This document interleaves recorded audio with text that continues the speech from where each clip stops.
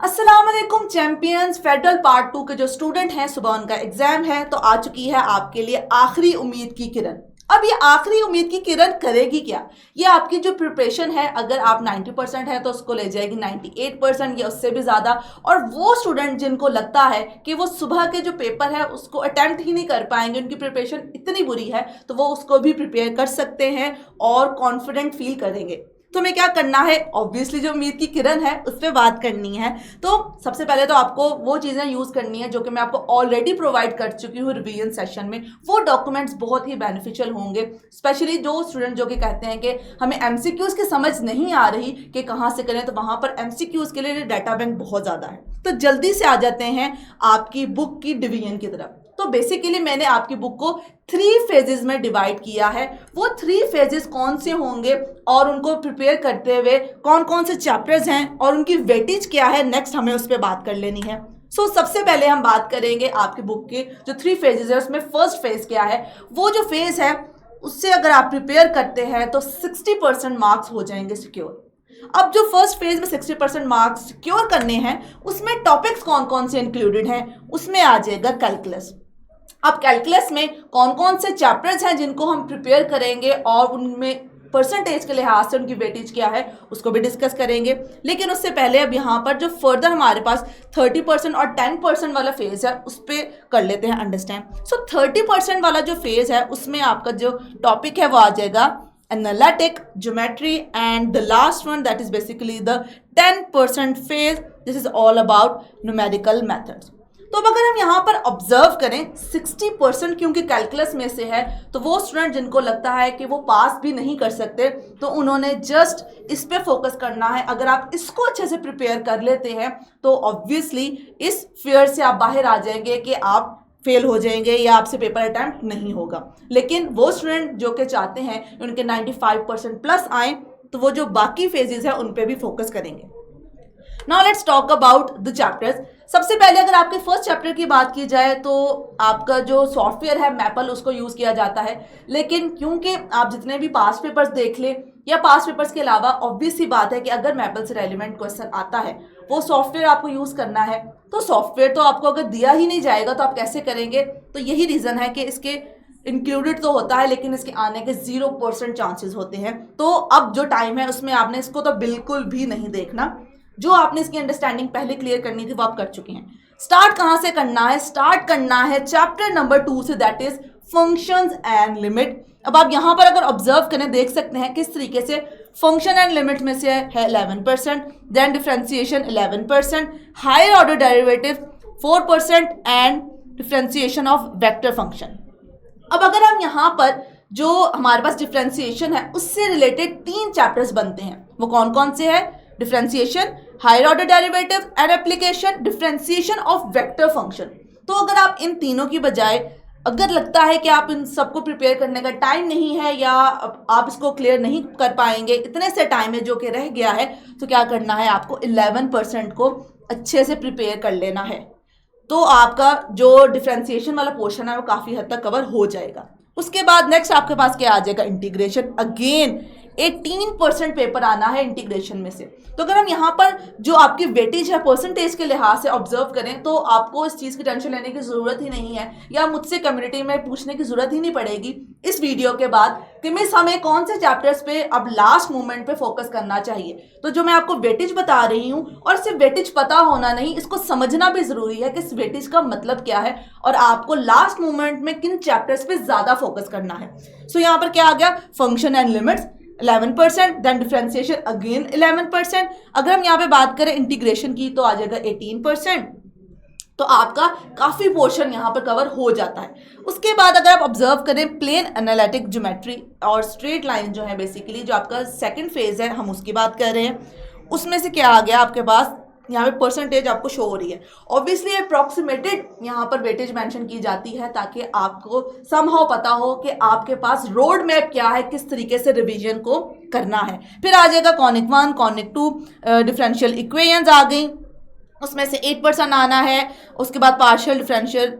अच्छा अब ये देखिएगा ज़रा, पार्शियल डिफरेंशिएशन में से 4% आना है, कॉनिक 1 में से 5% आना है और इंट्रोडक्शन टू न्यूमेरिकल मेथड में से आ गया 10%। तो अब हम यहाँ पर देखेंगे वो चैप्टर्स जिसमें से बहुत थोड़ा पोर्शन आना है उसको वो स्टूडेंट जो कि वीक है वो तो बिल्कुल प्रिपेयर नहीं करेंगे, लेकिन वो स्टूडेंट जिनको लगता है कि उनकी बाकी तैयारी बहुत अच्छी हो गई है तो वो उसको लास्ट में डेफिनेटली रिवाइज करेंगे और रिकॉल करेंगे। तो ये एक मैंने आपको ओवरऑल चैप्टर का रिव्यू दिया है।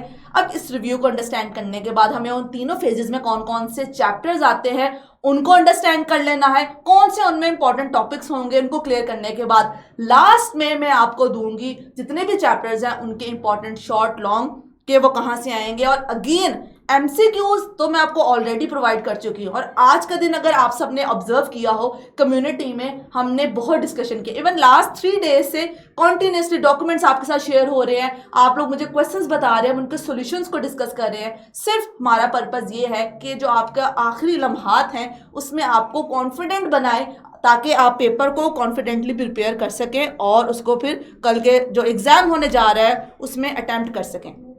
तो यहाँ पर हम बात करेंगे फेज 1 की, दैट इज कैलकुलस। अब कैलकुलस में कौन कौन से चैप्टर्स आएंगे जल्दी से उनको अंडरस्टैंड करते हुए जो मेन टॉपिक्स हैं जिनको आपको रिकॉल करना है उस पर भी बात करेंगे। तो अगर हम पहले चैप्टर की बात करें that is function and limits. Function and limits में मेन टॉपिक्स आपके पास क्या आ जाएंगे, डोमेन आ जाएगा, कॉन्टिन्यूटी आ जाएगा और अलजेब्रिक लिमिट्स आ जाएंगी। और अगर आप देखें आपको कुछ क्वेश्चंस भी नजर आ रहे हैं, इस टाइप के क्वेश्चंस आएंगे जिनको आपको अटेम्प्ट करना है। और ऑब्वियसली फंक्शंस हैं तो आपका डिफरेंशिएबल है या नहीं वो चीज़ें भी आ जाएंगी। और जो चीज़ें हमने रिवीजन सेशन में या मैंने आपको जो डॉक्यूमेंट प्रोवाइड किए हैं उसमें दी हैं तो आपको क्लियर होगा कि फंक्शन और लिमिट को अगर आप उस डॉक्यूमेंट को देखें और लास्ट जो हम यहाँ पर उम्मीद की किरण की बात कर रहे हैं उसको देखेंगे तो इंशाल्लाह आपका कल का पेपर बहुत ज़बरदस्त होगा। उसके बाद 60% में जो दूसरा चैप्टर आ जाएगा वो डिफरेंशिएशन है। अब इसमें मेन टॉपिक कौन कौन से आ गए, चेन रूल आ गया, प्रोडक्ट रूल आ गया, ऑब्वियसली जो उसके फॉर्मूलाज है जिनको हम मेन यूज़ करते हैं वो तो डेफिनेटली हैं, इम्प्लिसिट आ जाएंगे और एक्सप्लिसिट आपके पास फंक्शन आ जाएंगे, लॉगरिथमिक फंक्शन है जिनके आपने क्या करना है इन सबको डिफरेंशिएट करना है। अब यहाँ पर कुछ क्वेश्चंस भी मैंने मेंशन किए ताकि आपको ये क्लियर रहे कि इन टॉपिक से रेलिवेंट हमारे पास क्वेश्चन किस किस तरह के आ सकते हैं। ऑब्वियसली सारे क्वेश्चंस मेंशन करना पॉसिबल नहीं है बट जितने मेन हो सकते हैं मैंने यहाँ पर जरूर मेंशन किए हैं। So look at these questions. तो इस टाइप के क्वेश्चंस हैं जो कि आपको पेपर में आ सकते हैं तो आपने इसको अच्छे से प्रिपेयर कर लेना है। 2 चैप्टर्स की हम बात कर चुके हैं। Now let's talk about the third chapter. अब ये क्योंकि इसकी वेटेज की बात कीजिए 4% है तो अब यहाँ पर आपको डिसाइड करना है कि आपकी तैयारी कैसी है। अगर आपको लगता है कि तैयारी अच्छी नहीं है, टाइम थोड़ा है तो इसको नहीं देखना। और अब यहाँ पर मैं आपको एक ट्रिक बताऊँ, आप इसकी अगर नहीं भी रिवीजन करते तब भी आप इसे प्रिपेयर कर सकते। अब वो कैसे, क्योंकि आपने पिछला चैप्टर किया है। अगर आपको डेरिवेटिव लेना आता है तो आपको 1 दफ़ा डेरिवेटिव लेना पड़े, 2 दफ़ा डेरिवेटिव लेना पड़े या 2 से ज़्यादा दफ़ा डेरिवेटिव लेना पड़े उससे फ़र्क नहीं पड़ता। तो टेक्निकली आप हायर ऑर्डर डेरिवेटिव को ऑलरेडी प्रिपेयर कर चुके हैं जब आपने डेरिवेटिव को प्रिपेयर किया है। बस यहाँ पर आपके पास जो प्रूफ्स आते हैं उसको आपने समझना होता है और फिर देखना है कि आप किस तरीके से जो रिक्वायर्ड वैल्यूज हैं उनको फाइंड करते हैं। अगेन अगर आप यहाँ पर जो हायर ऑर्डर डेरिवेटिव्स और एप्लीकेशन है टॉपिक्स देखें तो क्या आ जाएगा, इंक्रीजिंग एंड डिक्रीजिंग आ जाएगा। उसके बाद एक्सट्रीमास आ जाएंगे जिसमें मिनिमम वैल्यू, मैक्सिमम वैल्यूज, ये सब हम डिस्कस ऑलरेडी बहुत डिटेल में रिवीजन सेशन में भी कर चुके हैं। और जो मैंने आपको डॉक्यूमेंट्स प्रोवाइड किए थे उससे उनमें भी इससे रेलिवेंट आपको बहुत डाटा मिलेगा। ओके, अब आ जाते हैं नेक्स्ट चैप्टर की तरफ। अब इससे जो प्रीवियस चैप्टर है वेक्टर्स वाला, ऑब्वियसली उसकी भी वेटेज कम है तो आप उसको चाहें तो प्रिपेयर करें और नहीं चाहते तो आप उसको स्किप कर सकते हैं फॉर द वीक स्टूडेंट्स। अब most important chapter that is integration. अब इंटीग्रेशन से रिलेवेंट आपके पास किस तरह के क्वेश्चन आ सकते हैं, बेसिक कॉन्सेप्ट तो डेफिनेटली बहुत इंपॉर्टेंट है। और जिस स्टूडेंट्स ने डेरिवेटिव को अच्छे से प्रिपेयर किया है, मैंने रिवीजन सेशन में भी आपको बताया था कि इंटीग्रेशन बेसिकली शो करती है एंटी डेरिवेटिव्स को। तो अब हमें क्या करना है, डेरिवेटिव अगर अच्छे से प्रिपेयर है तो काफ़ी कॉन्सेप्ट तो ऐसे हैं इंटीग्रेशन में जो उसके बिल्कुल ऑपोजिट है, उलट है, तो उस कॉन्सेप्ट को भी आप यूज़ कर सकते हो। उसके अलावा क्या आ जाएगा, इंटीग्रेशन बाय पार्ट्स आ जाएगा, सब्स्टिट्यूशन आ जाएगी, डेफिनेट इंटेग्रल्स आ जाएंगे, इनडेफिनेट इंटेग्रल्स आ जाएंगे और यहाँ पर आपको कुछ एग्जांपल्स भी हो रही हैं। उसके बाद क्या आ जाएगा, यहाँ पे आ जाएगा डिफरेंशियल इक्वेशन आ जाएंगे जिसमें से 8% है। हम अभी बात कर रहे हैं उस पोर्शन की जो कि आता है कैलकुलस के अंदर। अब डिफरेंशियल इक्वेशन में क्या है, सबसे पहले तो हमने वेटेज देखी, उसके बाद क्या आ गया variable separable, linear differential equation, modelling किस तरीके से करते हैं वो सब कुछ आ जाएगा। और इससे रेलिवेंट अगर हम यहाँ पर बात करें जो आपके पास होमोजीनियस इक्वेशंस होती हैं, जो पर्टिकुलर आप किस तरीके से वैल्यू सी की वैल्यू कांस्टेंट की वैल्यू फाइंड करते हुए जो फाइनल डेरिवेटिव है उसको फाइंड करते हैं, ये सारे कॉन्सेप्ट्स इसमें आ जाते हैं। सो आप उसको रिवाइज करेंगे अच्छे से।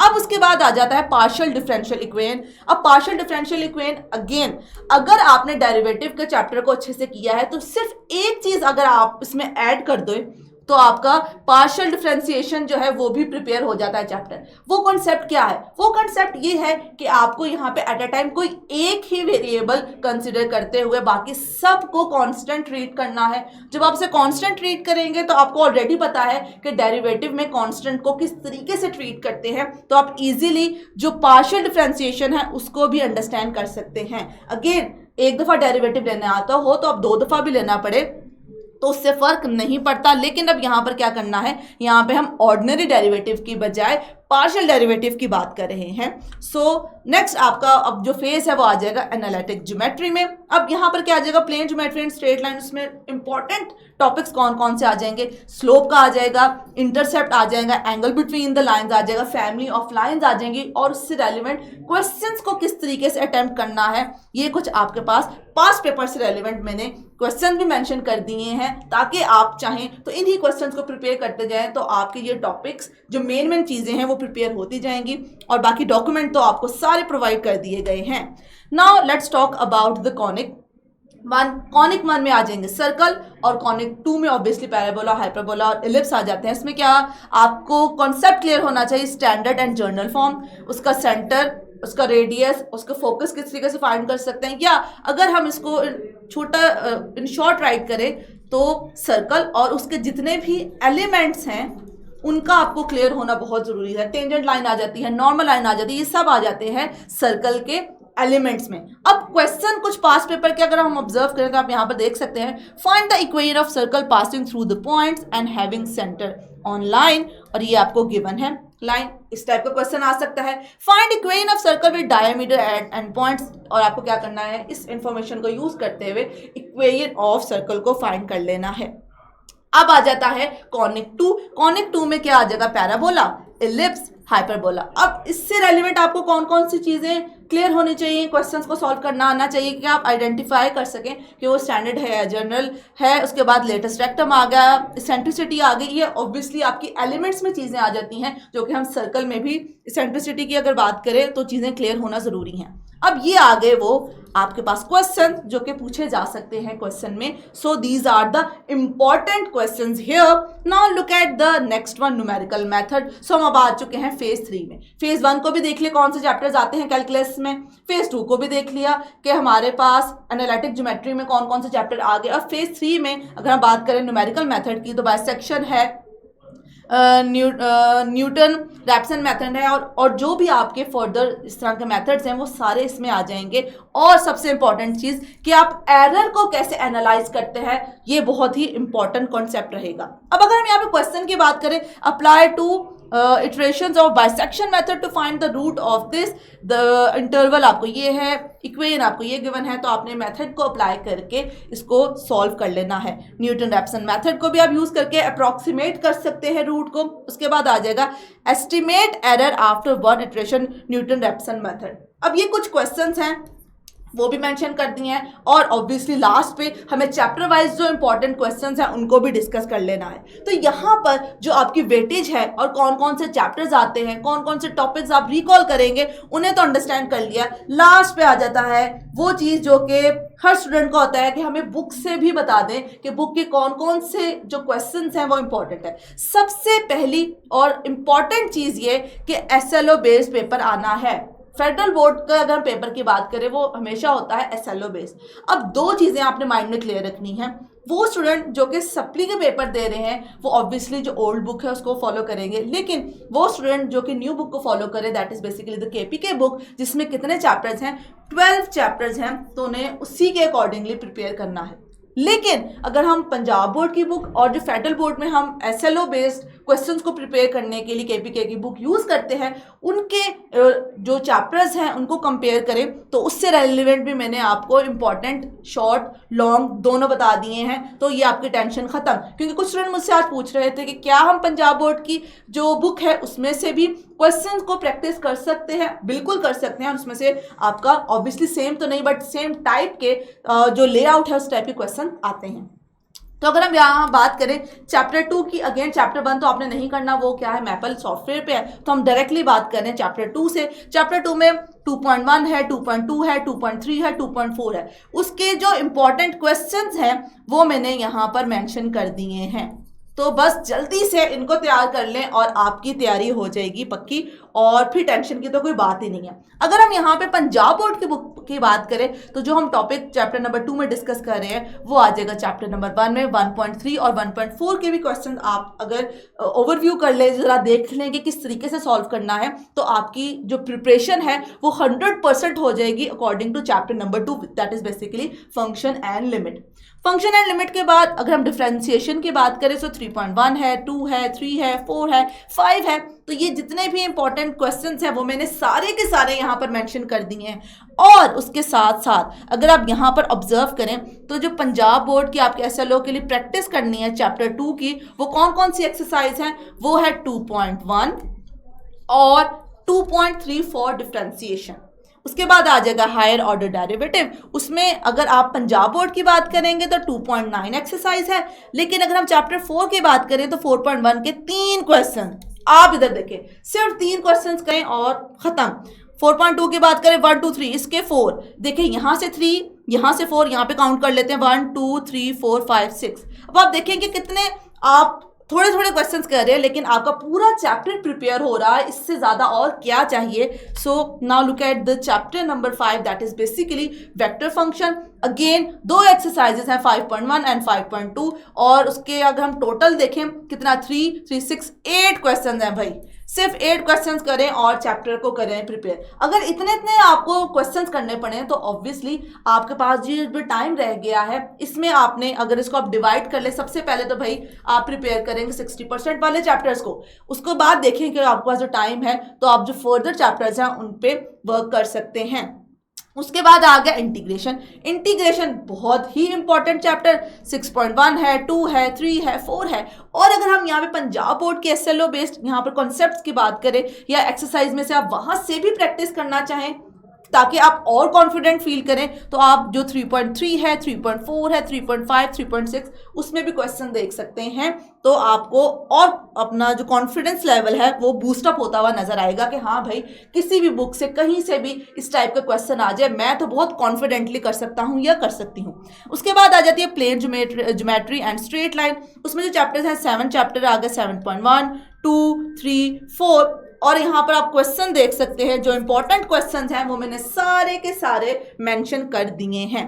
पंजाब बोर्ड की बात की जाए तो आपको चैप्टर 4 को ओवरव्यू कर लेना है। अगेन पंजाब बोर्ड को देखना कंपलसरी नहीं है, ये सिर्फ मैंने इसलिए ऐड किए हैं कि क्यों कुछ स्टूडेंट्स ऐसे होते हैं कि माशाल्लाह उनका होता है कि हम 100% से भी हमारी प्रिपरेशन बहुत अच्छी हो, तो वो अगर चाहते हैं कि कुछ एक्स्ट्रा वो करें तो उनके लिए मैंने चीज़ें ऐड कर दी हैं कि आप KPK की बुक के अलावा SLO बेस्ड प्रिपरेशन के अलावा अगर पंजाब बोर्ड की बुक की स्पेसिफिक एक्सरसाइज को करना चाहें तो किस चैप्टर के लिए आपको कौन सी एक्सरसाइज को थोड़ा सा रिव्यू कर लेना है। उसके बाद आ जाएगा chapter number 9 and 10, that is all about conic section, conic 1 and conic 2। अब कॉनिक 1 में सर्कल आ जाएगा, कॉनिक 2 में 3 कर्व्स हैं वो आ जाएंगी, तो उनको हम डिस्कस कर चुके हैं वेटेज के लिहाज से। अब हम डायरेक्टली एक्सरसाइज के क्वेश्चन की बात करेंगे। 8.1 के ये क्वेश्चन हैं, 8.2 के ये क्वेश्चंस आ जाएंगे जो कि बहुत ही इंपॉर्टेंट हैं। 8.3 के अब आपने ये 2 चैप्टर्स आप देखो तो ये कितने क्वेश्चन होंगे, 1 2 3 4 5 6 7 8 9 10 11 12 13 क्वेश्चंस और ये पूरा चैप्टर प्रिपेयर। उसके बाद आ जाएंगे यूनिट नंबर 9 पर, उससे भी जितने इंपॉर्टेंट क्वेश्चंस हैं सब के सब मैंने कर दिए हैं मेंशन। अगेन पंजाब बोर्ड का अगर आपको देखना है कि कौन सा चैप्टर अब या कौन सी एक्सरसाइजेस के साथ आप उनको ओवरव्यू कर सकते हैं या अपना टेस्ट ले सकते हैं कि हाँ यहाँ से मैंने इससे प्रिपेयर किया और इन क्वेश्चंस को करके मैं देखना चाहूँगा या मैं देखना चाहूँगी कि मेरी कितनी अच्छी प्रिपरेशन है, तो इन क्वेश्चंस को आप अटेम्प्ट करने की कोशिश करें और आपकी जो प्रिपरेशन है वो कमाल हो जाएगी। उसके बाद आ जाता है डिफरेंशियल इक्वेशन। उसमें अगर हम चैप्टर की बात करें पंजाब बोर्ड की तो 3.8 है जिसको आपको रिकॉल कर लेना है। बाकी 10.1 है, 10.2 है, इसके स्पेसिफिक ये क्वेश्चन है जो कि आपने करने हैं और तैयारी हो जाएगी 100%। उसके बाद आ जाएगा partial differential equation, introduction to numerical method. अभी इसकी 2 एक्सरसाइजेज हैं और इन 2 एक्सरसाइजेज में कितने क्वेश्चन मैंने बताए हैं, सिर्फ और सिर्फ 6 क्वेश्चन, 6 क्वेश्चन करें और ये चैप्टर हो जाएगा आपका 100% प्रिपेयर। सिमिलरली अगर हम बात करें 12.1 और 12.2 के जो कि लास्ट चैप्टर है, इसमें से आपने क्या कर लिया है, ये जो टॉपिक्स मैंने मेंशन किए हैं, क्वेश्चन किए हैं, वो तो करेंगे। उसके साथ साथ 4.3 का आपको अगर सिर्फ ये क्वेश्चंस कर लेते हैं तो ये चैप्टर भी आपका 100% प्रिपेयर हो जाएगा। तो यह स्टूडेंट, जो आपकी उम्मीद की किरण मैंने स्टार्ट में बात की थी, मैं उम्मीद करती हूँ कि आप इसको अच्छे से देखेंगे, प्रिपेयर करेंगे और आपके जो स्टूडेंट्स हैं आसपास, या मतलब ऑब्वियसली ये सिर्फ जो हमारे स्टूडेंट्स हैं वो नहीं देखेंगे, काफ़ी टीचर्स हैं वो भी इस जो मेरी वीडियो है इसको देखेंगे। तो ये आपको क्या करना है, आपको इस किरण को ज़्यादा से ज़्यादा लोगों में क्या करना, फैलाना है ताकि आपको भी सवाब मिले। तो जल्दी से इन सब चीज़ों को प्रिपेयर करें और अपनी जो प्रिपरेशन है उसको 100% पे ले जाएं। और वो स्टूडेंट जो कि फील कर रहे हैं कि मेरी प्रिपरेशन अच्छी नहीं है, तो जो मैंने आपको स्पेसिफिक पोर्शन बताया है अगर आप वो भी कर लेते हैं तो भी आप पासिंग मार्क्स से ज़्यादा ही गेन करेंगे। So best of luck to all of you, see you after your exams.